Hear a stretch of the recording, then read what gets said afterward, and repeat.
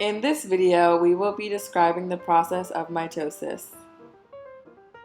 Here we have a cell about to undergo mitosis. Before the cell goes through its reproduction process, it must start in a phase called interphase.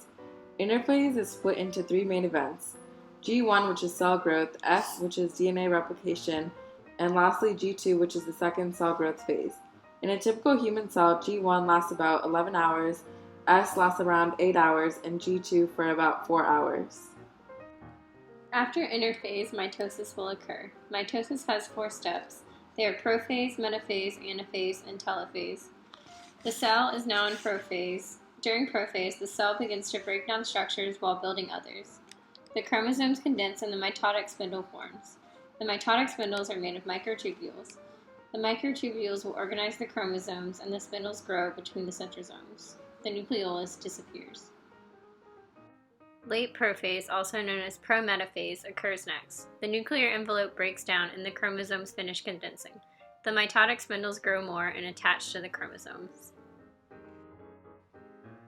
Next up is metaphase. The chromosomes align at the metaphase plate, which is along the middle of the cell. The spindle fibers are attached to the chromosomes at the kinetochores. The other ends of the spindle fibers are attached to the microtubules on opposite sides of the cell.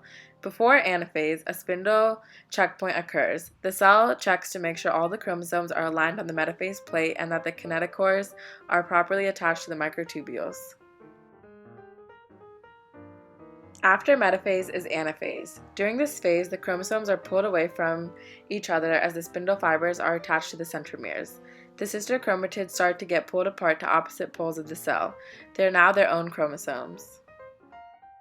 The separated chromosomes are now at the end of the cell. The process that the cell is entering is called telophase. The nuclear membrane starts to reform and the mitotic spindle is broken down.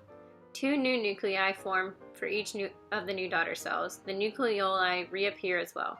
The chromosomes begin to decondense. Cytokinesis occurs next, and is when the cell undergoes a cleavage and splits into 2 different cells. The cytoplasm of the cell splits along the cleavage furrow. In plants, the cells are split along a cell plate. The final result is 2 daughter cells that contain DNA from the parent cells. After learning about all of the phases of mitosis, you may be wondering why mitosis is important.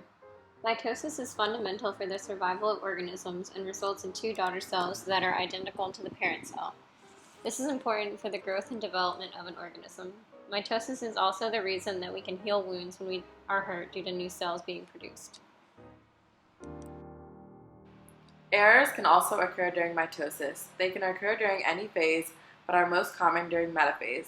If chromosomes do not pair correctly at the metaphase plate, the correct number of chromosomes will not move to each pole.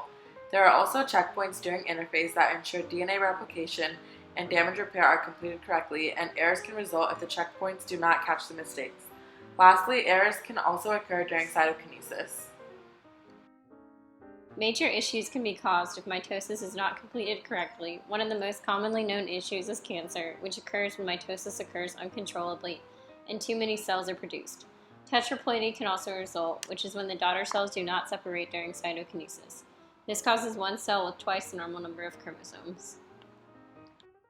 Thanks for watching this video. We hope it was informative and taught you about mitosis.